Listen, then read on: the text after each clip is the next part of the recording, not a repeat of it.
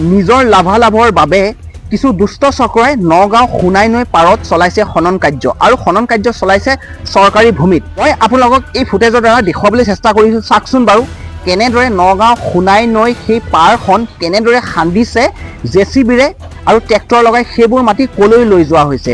তাৰ ওপৰত নগাঁও প্ৰশাসনে কিবা পদক্ষেপ ল'বনে বাৰু? ৰাইজ আপোনালোকে চাওকচোন বাৰু কেনেদৰে যে নগাঁও চৰকাৰী ভূমিত খনন কাৰ্য চলাইছে কিছু দুষ্ট চক্ৰই।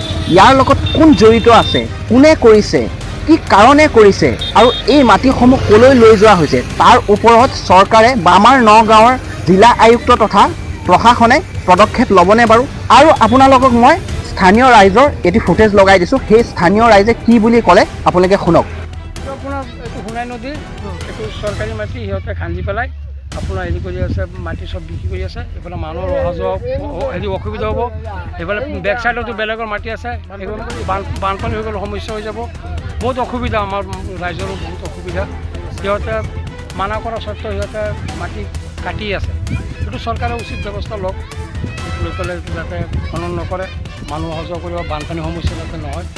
এইখিনি আৰু নগাঁও জিলাৰ আয়ুক্তক মই অনুৰোধ জনাইছোঁ যাতে এইটো বস্তুটো যাতে খনন নকৰে, মানুহৰ ৰাইজৰ যাতে অসুবিধা নহয়। সোণাই নদীৰ পানী এইটো খাটাং বছৰে বছৰ ভৰ্তি হৈ যায়। ভৰ্তি হোৱাৰ পিছতে পাৰ লৈ যাব, পাৰ লৈ বহুত মানুহৰ অসুবিধা হ'ব, আমাৰো চলাচল কৰা অসুবিধা। ডাঙৰ বানপানী হৈ যায়, চব ভৰ্তি হৈ যাব, চব ভৰ্তি আৰু বাঢ়ি আছে জনাইছে। আৰু এইটো আপোনাৰ চাওক, এইটো 12 ফুট চৰকাৰী মাটি নাই, হাল চাল একো নাই, চব এইবিলাক কাটি চব তুচনাচ কৰি দিছে সিহঁতে। এই মফিদুল ইছলাম নামৰ মানুহজনে এই মাটিটো কাটি আছে। মফিদুল কোন হয়? মফিদুল এইটো আপোনাৰ জেচিবিৰ মালিক। আৰু মাটি বিক্ৰী কৰিছে কোনে?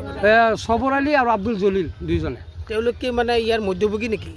নাই, ইয়াততো সিহঁতৰ মাটি আছে বুলি কৈ আছে, কিন্তু থাকিলেও চৰকাৰী মাটি নদীৰ মাটি হয়, আৰু নদীতো চৰকাৰী মাটি থাকে, নদীৰ কাষত চৰকাৰী মাটি থাকে।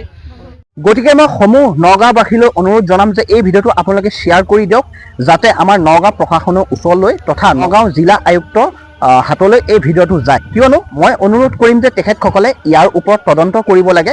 কোনে খান্দিছে, কিহৰ কাৰণে খান্দিবলগীয়া হৈছে আৰু কাৰ অনুমতিত খন্দা হৈছে নগাঁও এই সোণাই নদী পাৰ। তো মই প্ৰশাসনক এইটোৱে অনুৰোধ জনাম যে আপোনালোকে ইয়াৰ ওপৰত অতি শীঘ্ৰে তদন্ত কৰিব লাগে। জয় আই অসম।